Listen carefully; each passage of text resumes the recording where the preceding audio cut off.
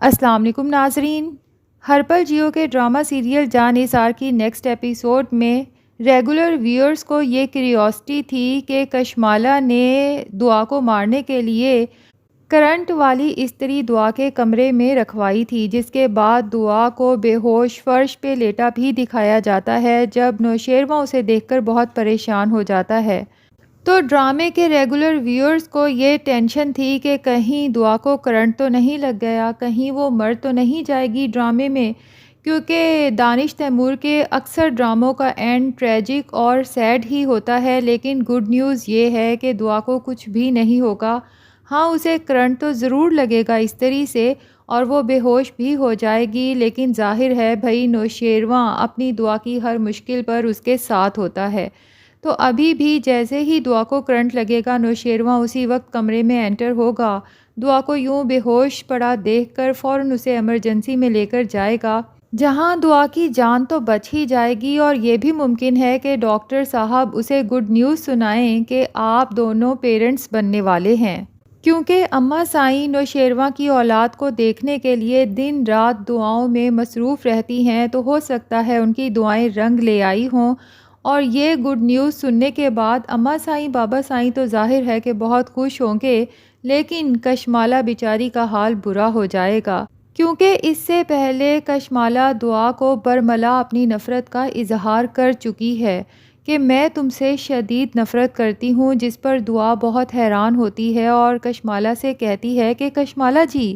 اتنی نفرت دل میں لے کر آپ زندہ کیسے ہیں؟ مجھے تو بہت ٹینشن ہو رہی ہے آپ کو دیکھ کر۔ تو کشمالہ دعا سے کہتی ہے کہ میری فکر نہ کرو، تمہیں مارنے سے پہلے میں مرنے والی نہیں ہوں، اور دوسرا یہ کہ میری نفرت تمہارے لیے ختم ہو سکتی ہے اگر تم نوشیروان کی زندگی سے نکل جاؤ۔ دعا کو ساری بات سمجھ آ جاتی ہے کہ یہ کشمالہ تو نوشیروان کے پیچھے پاگلوں کی طرح لگی ہوئی ہے، لیکن نوشیروان کے دل میں اس کے لیے کوئی جذبات نہیں ہیں، اسی لیے وہیں پر کشمالہ کو صاف طور پہ کہہ دیتی ہے کہ آپ کا یہ خواب تو محض خواب ہی رہے گا، کیونکہ نوشیروان کی زندگی سے تو میں صرف مر کے ہی نکل سکتی ہوں، جیتے جی نوشیروان کو چھوڑ دوں یہ تو کبھی ہو ہی نہیں سکتا۔ کشمالہ جب دعا کی یہ بات سنتی ہے تو اندر تک جل بھن جاتی ہے، بہرحال دعا سے کہتی ہے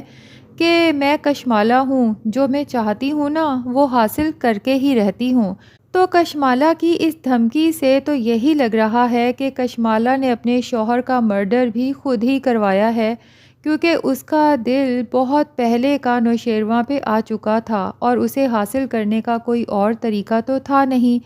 کیونکہ نوشیروان کے بڑے بھائی کی کشمالہ بیوی تھی۔ اب بڑے بھائی سے ڈائیورس لے بھی لیتی تب بھی کوئی چانس نہیں تھا کہ چھوٹا بھائی اس سے شادی کر لے، تو اس کے پاس سب سے بہترین حل یہی تھا کہ اپنے شوہر کو مار کے جب بیوہ ہو جاؤں گی تو پھر اپنے ساس سسر کو ایموشنلی بلیک میل کروں گی کہ میں تو بے سہارا ہو چکی ہوں، اپنے 2 بچوں کو لے کر میں کہاں جاؤں گی؟ تو پھر چاروں ناچار اماں سائیں بابا سائیں کو نوشیروان غزنوی کا نکاح میرے ساتھ کروانا ہی پڑے گا، اور اس کے بعد میری محبت مجھے بڑی آسانی سے حاصل ہو جائے گی۔ تو کشمالہ کا یہ پلان آدھا تو کام کر جاتا ہے، نوشیروان کا نکاح تو کشمالہ سے ہو ہی جاتا ہے، لیکن کشمالہ کے لیے نوشیروان کے دل میں محبت نہ کبھی تھی اور نہ ہی پیدا ہو سکی ہے، اور کشمالہ نے سر توڑ کوشش کر کے دیکھ لی، لیکن نوشیروان کا دل تو جیسے کشمالہ کی طرف سے پتھر بن چکا ہے۔ ہو سکتا ہے کہ نوشیروان نے اپنے بھائی کے قتل کا جب سراغ لگانے کی کوشش کی ہو تو اسے پتہ چل گیا ہو کہ میرے بھائی کا قتل بھی اسی کشمالہ نے کروایا ہے، لیکن مصلحت کے تحت نوشیروان چپ ہو، کیونکہ اس کے ماں باپ دونوں ہی دل کے مریض ہیں اور پہلے ہی اپنے بڑے بیٹے کو یاد کر کے روتے رہتے ہیں، بس اس کے بچے ہی ہیں جنہیں دیکھ کر اماں سائیں بابا سائیں کو کچھ سہارا ملتا ہے۔ لیکن جس دن یہ بات کھل کے سامنے آ گئی، کشمالہ کا اصل چہرہ سامنے آ گیا،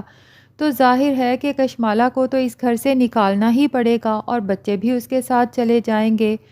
تو شاید یہی وجہ ہے کہ نوشیروان نے ابھی تک یہ راز اپنے دل میں رکھا ہوا ہے کہ وہ اماں سائیں اور بابا سائیں کو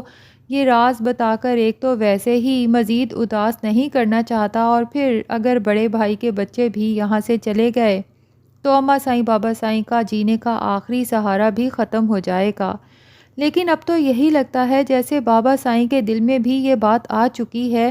کہ شاید میرے بڑے بیٹے کا قتل اسی کشمالہ نے کروایا ہے، کیونکہ وہ اماں سائیں سے کہتے ہیں کہ کشمالہ نے دعا پر قاتلانہ حملہ کروایا تھا۔ اس لیے مجھے بہت فکر ہو رہی ہے کہ اب تو دعا حویلی میں ہے، کشمالہ کے سامنے ہے، تو وہ کہیں اسے کوئی نقصان پہنچانے کی کوشش نہ کرے کہ اس کے بعد ہم اپنے بیٹے سے ساری زندگی نظریں ملانے کے قابل نہ رہیں۔ اماں سائیں بھی بابا سائیں کی یہ بات سن کر کافی پریشان ہو جاتی ہیں اور اس کے بعد دونوں ہی بالکل چپ ہو جاتے ہیں۔ یوں لگتا ہے جیسے دونوں کے دلوں میں یہ بات آئی ہے کہ کشمالہ نوشیروان کے پیچھے جس طرح سے پاگل ہے، روتی ہے اور عجیب و غریب حرکتیں کرتی ہے، نوشیروان کی زندگی میں کسی اور کو برداشت نہیں کر سکتی، لیکن جب یہ بیوہ ہوئی تھی تب تو اسے اس طرح سے روتے اور تڑپتے نہیں دیکھا تھا اپنے شوہر کے لیے۔ تو اگر یہ کشمالہ دعا پر قاتلانہ حملہ کروا سکتی ہے تو ہمارے بڑے بیٹے پر بھی تو کروا سکتی ہے،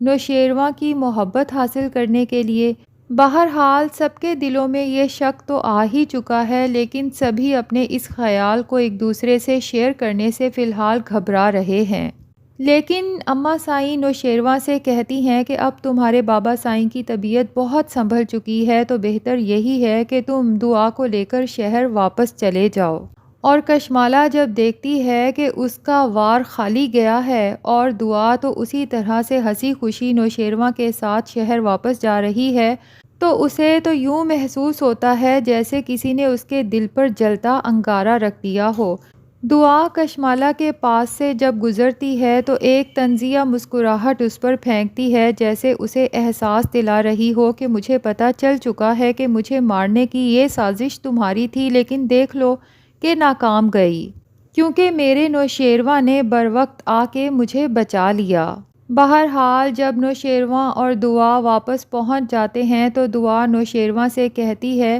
کہ میں کس قدر خوش قسمت ہوں کہ آپ کی محبت تو ملی ہی، لیکن ساتھ ساتھ مجھے اماں سائیں بابا سائیں کی محبت بھی ملی آپ کی وجہ سے۔ میں تو اب انہیں بہت مس کرنے لگی ہوں واپس آ کے۔ اور نوشیروان سے پوچھتی ہے کہ اگر مجھے کچھ ہو جاتا تو آپ کیا کرتے؟ نوشیروان دعا سے کہتا ہے کہ ایسی بات مذاق میں بھی نہ کیا کرو، میرے دل کو کچھ ہونے لگتا ہے، اور ویسے بھی میں تو تمہاری خاطر اپنی جان بھی دے سکتا ہوں۔